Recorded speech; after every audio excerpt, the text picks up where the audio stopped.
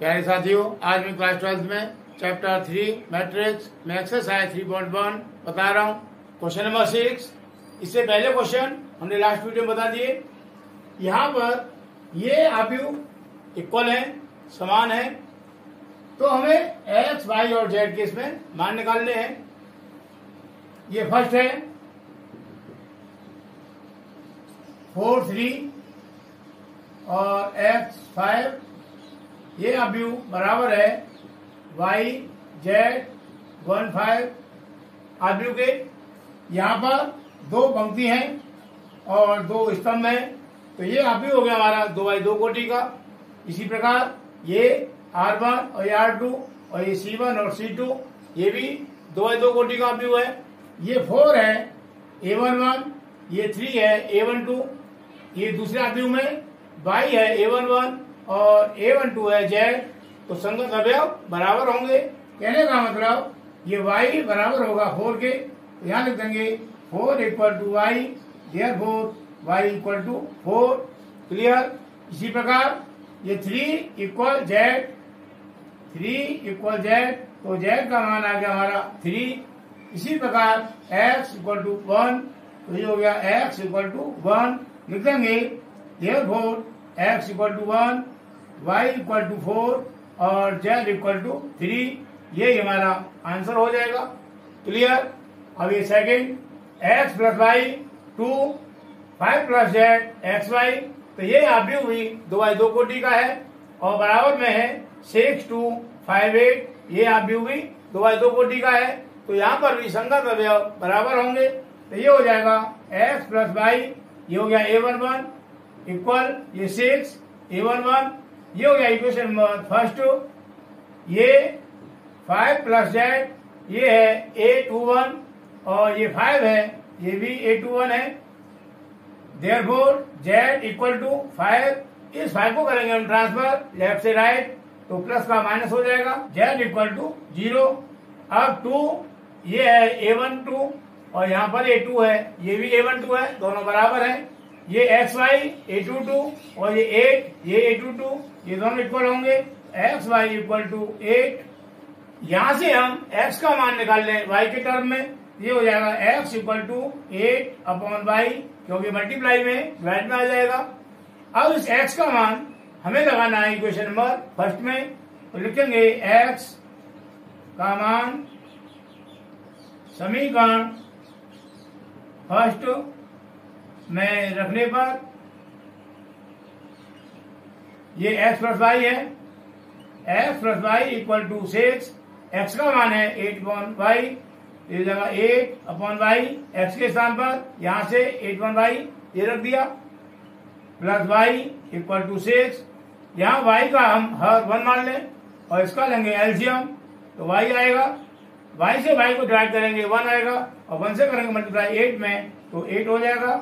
Plus 1 से divide करेंगे y को, तो y आएगा और y से करेंगे मल्टीप्लाई y में, ये हो जाएगा वाई स्क्वायर इक्वल टू 6। यहाँ पर 6 के अपॉन 1 मान लें और हम करें यहाँ क्रॉस मल्टीप्लाई, तो ये हो जाएगा 8 plus y square equal to y into 6, ये हो गया 6y। अब 6y को करेंगे ट्रांसफर, तो ये हो जाएगा वाई स्क्वायर, ये प्लस का है माइनस हो जाएगा, और ये 8 को हमने माइनस 6y के बाद में लिख दिया इक्वल टू 0। अब हमें इसका करना है फैक्टर, तो इसके लिए हम 8 के करेंगे फैक्टर। 8 के फैक्टर हो जाएंगे 2 मल्टीप्लाई 2 मल्टीप्लाई 2। अब हमें लाना है माइनस का 6, तो ये हो जाएगा 2 2 जा 4 और ये 2 अलग रहेगा, तो माइनस का 4 माइनस का 2, ये हो गया माइनस का 6। तो इसको लिखेंगे हम वाई स्क्वायर माइनस के 4y माइनस का 2y और ये प्लस का 8 इक्वल टू 0। अब यहाँ पर वाई स्क्वायर और माइनस 4y में से हम कॉमन लेंगे, तो कॉमन आएगा हमारा y, यहाँ बचेगा y माइनस 4। यहाँ से हम लेंगे माइनस का 2, क्योंकि ये y प्लस का है और ये 2y जो माइनस का है, तो y को हमको प्लस का लाना है, इसलिए माइनस का कॉमन लेंगे। तो माइनस से माइनस को डिवाइड करेंगे तो प्लस हो जाएगा, ये हो गया y प्लस का। माइनस से डिवाइड किया प्लस को, ये माइनस हो गया, 2 4 जा 8 इक्वल टू 0। अब यहाँ पर y माइनस 4 और y माइनस 4 दोनों सेम है, तो उसको लिख लेंगे हम y माइनस 4 ब्रैकेट में, दूसरे ब्रैकेट में यहाँ से बचा y और यहाँ से बचा माइनस का 2 इक्वल टू 0। अब यहाँ पर ये दो पद हैं और दोनों पदों का मल्टीप्लाई 0 आ रहा है, तो इनमें से या तो ये पद 0 होगा या ये पद 0 होगा। तो पहले हम इसको मान लेते हैं, माना y minus 4 equal to 0, therefore y equal to, इसको करेंगे ट्रांसफर, तो ये माइनस का हो जाएगा प्लस 4। अब इसको मान लें पुनः, माना y minus 2 equal to 0, therefore y equal to, ये भी माइनस का प्लस हो जाएगा।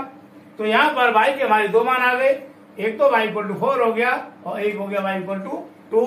अब हमें x का मान निकालना है, तो x के मान के लिए y का मान लगा दी इक्वेशन नंबर फर्स्ट में, तो लिखेंगे जब y इक्वल टू 4 तो यहां लगाएंगे x plus y equal to 6, x plus y equal to 4 लगा दिया इक्वल टू 6, तो x इक्वल टू हो गया 6 माइनस 4 इक्वल टू 2। क्लियर। इसी प्रकार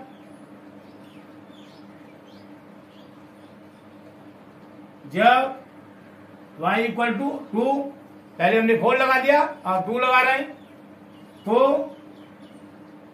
x plus y equal to 6, यहां पर लगाएंगे y के स्थान पर ये 2 इक्वल टू 6, तो ये हो गया 6 माइनस 2 इक्वल टू 4। क्लियर। इस प्रकार x y z के मान आ गए, x equal to 4, y equal to 2 और z इक्वल टू, z का मान आ गया 0, तो एक तो मान हमारे ये हो गए और दूसरे मान हो जाएंगे x इक्वल टू 2 ये, y इक्वल टू 4 और z इक्वल टू 0। क्लियर। दूसरे मान हमारे ये हो गए और ये हमारा आंसर हो जाएगा। क्लियर। अब थर्ड, यहाँ पर x plus y plus z, ये r1 हो गई, r2 x प्लस z और r3 है y प्लस z, बराबर में जो आव्यूह है उसमें r1 है 9, r2 है 5 और r3 है 7। तो ये x plus y plus z r1 का पहला अवयव है, मतलब a11 है, तो ये है x plus y plus z a11 और दूसरे अवयव का a11 है 9, दोनों इक्वल है, तो ये होगा इक्वेशन नंबर फर्स्ट। ये a21 हो जाएगा x plus z equal to, यहाँ पर a21 हो जाएगा 5, इसको आने की इक्वेशन नंबर सेकेंड, और ये है a31 y plus z equal to, ये है a31 7, ये इसके इक्वल हो गया, ये हो गया इक्वेशन नंबर थर्ड। तो यहां से हमें x y z के मान निकालने हैं, तो सबसे पहले लेंगे हम इक्वेशन नंबर फर्स्ट और सेकंड को, तो लिखेंगे समीकरण फर्स्ट व सेकंड से, ये लिखा equation first x plus y plus z equal to 9 और सेकंड इक्वेशन है x plus z equal to 5, equation number 7। हमने यहाँ पर x को x के नीचे लिखा और z को z के नीचे लिखा, इसमें y नहीं है तो y के नीचे हमने यहाँ कुछ भी नहीं लिखा। अब यहाँ पर ये दोनों x बराबर है और इन दोनों के साइन भी एक जैसे हैं, सेम है, इसी प्रकार z भी बराबर है और साइन भी सेम है, तो हमें साइन चेंज करना है, तो ये हो जाएगा माइनस, ये माइनस और ये प्लस का ये भी माइनस हो जाएगा 5, ये x से x कैंसिल हो जाएगा, z से z कैंसिल हो जाएगा, तो y इक्वल टू आया 9 माइनस 5 इक्वल टू 4, तो y का मान आ गया हमारा 4। क्लियर। अब y का मान हम लगा दिए क्वेश्चन नंबर थर्ड में, तो z का मान आ जाएगा, तो लिखेंगे y का मान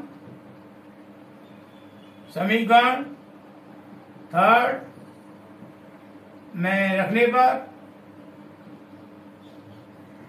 put the value of y in equation number third, तो ये हो गया y plus z equal to 7, y का मान 4 आ गया, 4 यहाँ लिख देंगे, plus z equal to 7, therefore z equal to 7, इसको करेंगे ट्रांसफर, माइनस 4 इक्वल टू 3। अब यहाँ पर y का मान आ गया और z का मान आ गया, अब हमें मान निकालना है x का। तो x का मान निकालने के लिए या तो y और z दोनों के मान लगा दी इक्वेशन नंबर फर्स्ट में, या z का मान लगा दी इक्वेशन नंबर सेकंड में, तो x का मान आ जाएगा। तो यहाँ तो हमें दोनों के मान लगाने पड़ेंगे, y का भी लगाना पड़ेगा, z का भी लगाना पड़ेगा, और इक्वेशन नंबर सेकंड में सिर्फ z का मान लगाना पड़ेगा। तो हम लगा देते हैं z का मान इक्वेशन नंबर सेकंड में, इससे करना आसान हो जाएगा। तो लिखेंगे z का मान समीकरण सेकंड में रखने पर, क्लियर, सेकंड है x plus z equal to 5, x plus z का मान आया 3 इक्वल टू 5, तो ये हो गया x equal to 5 minus 3 equal to 2।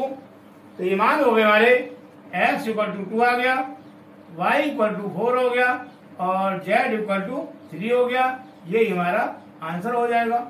Clear, मुझे उम्मीद है क्वेश्चन समझ आया होगा।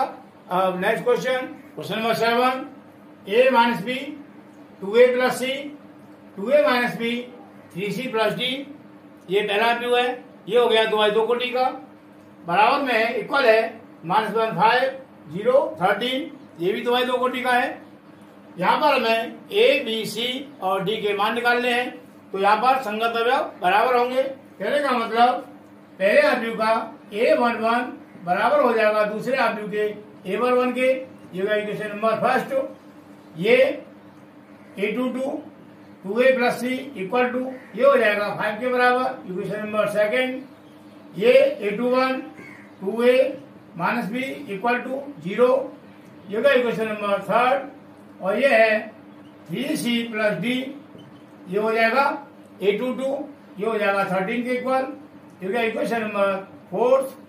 क्लियर, सबसे पहले हम लेते हैं इक्वेशन नंबर फर्स्ट और इक्वेशन नंबर थर्ड को, क्योंकि ये दोनों इक्वेशन ए और बी में है, तो यहां से हम एक को कैंसिल कर देंगे तो दूसरे का मान आ जाएगा। तो लिखेंगे समीकरण फर्स्ट और सेकंड से। फर्स्ट है a minus b equal to -1, first हो गया, और ये है 2a minus b equal to 0, जो है इक्वेशन नंबर सेकेंड। यहाँ पर भी दोनों बराबर हैं और साइन दोनों के सेम है, तो साइन को बदलना पड़ेगा। ये माइनस का है तो ये प्लस का हो जाएगा। अब साइन यहाँ इक्वेशन नंबर सेकेंड के सबके छेद करने पड़ेंगे, तो ये प्लस का है 2a माइनस का हो गया, और ये 0 ये भी माइनस का हो जाएगा। अब यहाँ b भी कैंसिल हो जाएगा, ये a प्लस का है और 2a माइनस का है, तो यहाँ से बचेगा माइनस का a इक्वल टू -1 और -0, माइनस का 1 हो गया, माइनस से माइनस कैंसिल हो जाएगा, तो a इक्वल टू हो गया 1। क्लियर, अब हमें मान निकालना है b का, तो a का मान हम चाहें तो लगा दें समीकरण फर्स्ट में या लगा दें सेकंड में। तो लिखेंगे a का मान समीकरण फर्स्ट में रखने पर,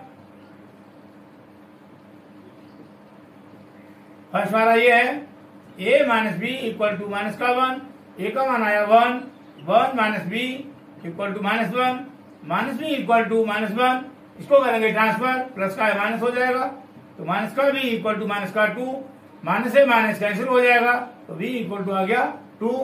क्लियर, यहाँ पर हमने a का मान निकाल लिया और b का मान निकाल लिया। अब हमें मान निकालना है c और d का, तो हम a का मान लगाते हैं इक्वेशन नंबर सेकंड में, तो c का मान आ जाएगा। तो लिखेंगे a का मान समीकरण सेकंड में रखने पर,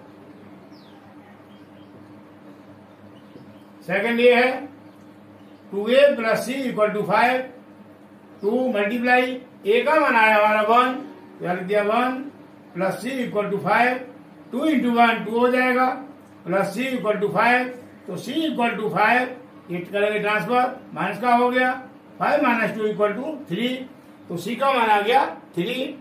अब निकालना है हमें d का मान, तो d के मान के लिए c का मान लगा देंगे क्वेश्चन नंबर फोर्थ में, तो लिखेंगे c का मान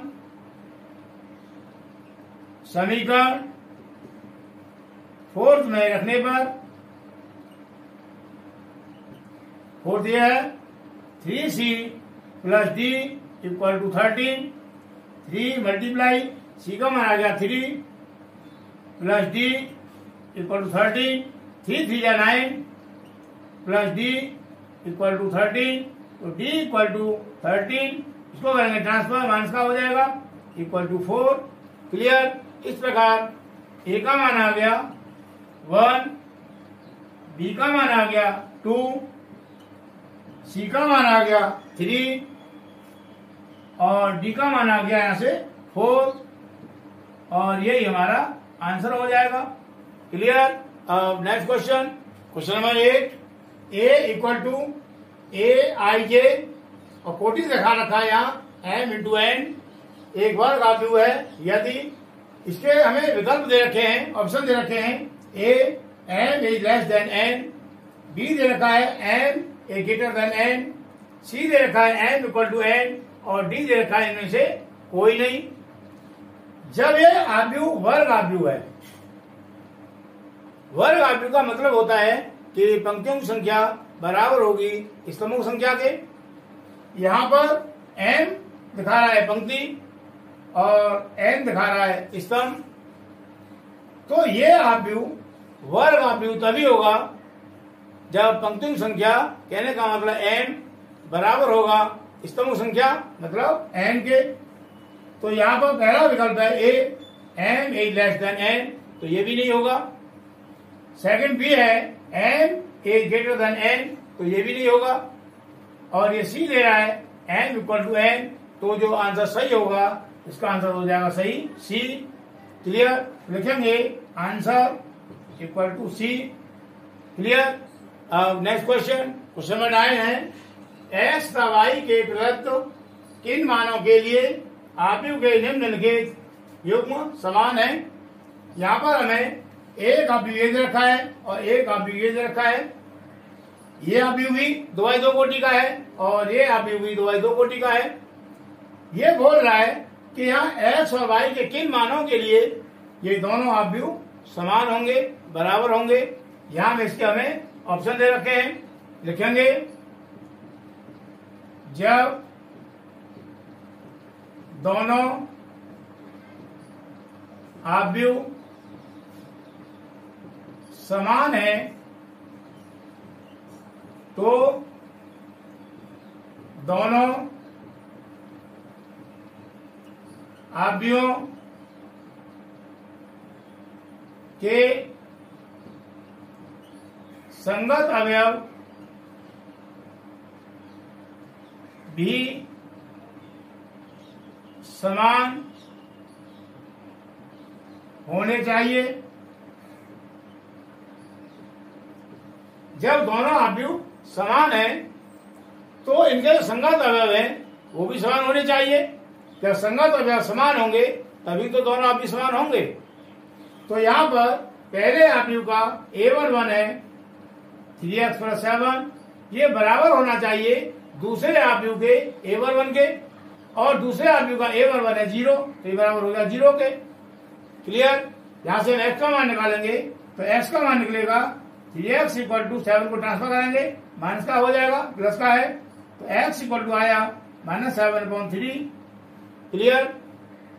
ये a12 है 5 और दूसरे आव्यूह का a12 है y - 2। यहां से y का मान निकालेंगे तो -2 को लाएंगे हम राइट से लेफ्ट में, तो माइनस का है प्लस का हो जाएगा इक्वल टू y, तो 7 = y, देयरफॉर y = 7। क्लियर। अब यहाँ है ये a21 y + 1 और ये a21 है 8, यहाँ भी y का मान 7 आना चाहिए जो यहाँ आया, तो यहां से निकालें y = हो जाएगा 8 - 1 = 7, तो y का मान तुम्हारा बराबर आ गया। अब ये 2 - 3x ये है पहले आव्यूह का a22 और दूसरे आव्यूह का a22 है 4, बराबर 4 कर दिया। तो यहां पर भी x का मान वही आना चाहिए जो हमने पहले निकाला है -7/3।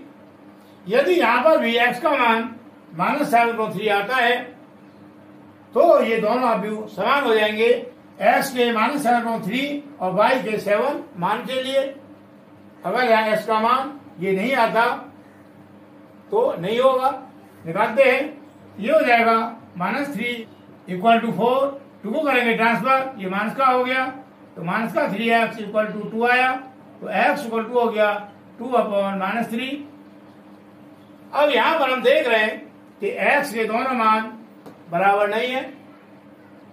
यहां पर x का मान दे रखा है -1/3, तो ये दोनों तो सेम नहीं आ रहे। यहाँ y का मान दे रखा है 7 और -2/3, तो 7 और 2/3 तो बराबर है, लेकिन ये -7/3 x का बराबर नहीं आ रहा, तो ये भी नहीं होगा। ऐसे ही ये -1/3 x का मान तो कोई है ही नहीं, इसीलिए इसका आंसर हो जाएगा ये बी वाला।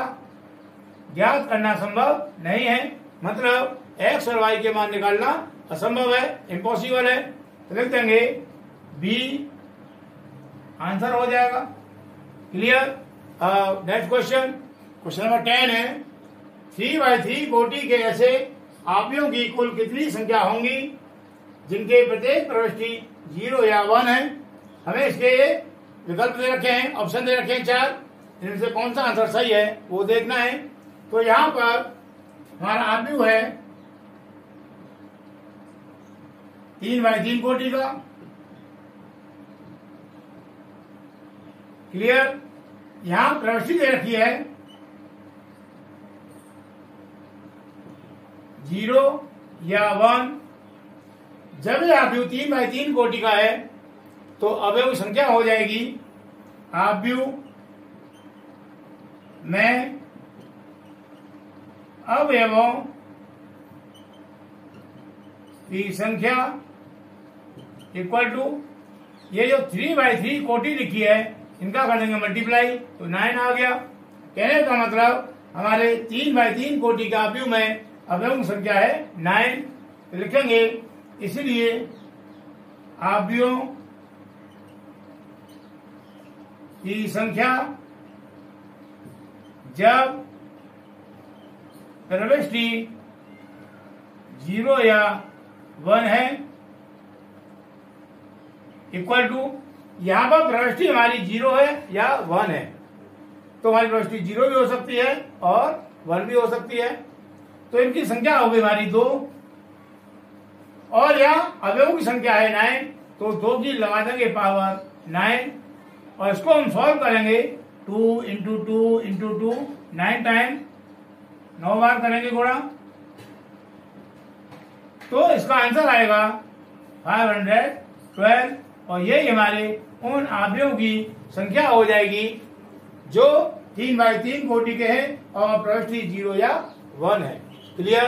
इस तरह से हमारी एक्सरसाइज 3.1 कंप्लीट होती है। नेक्स्ट एक्सरसाइज नेक्स्ट वीडियो में करेंगे।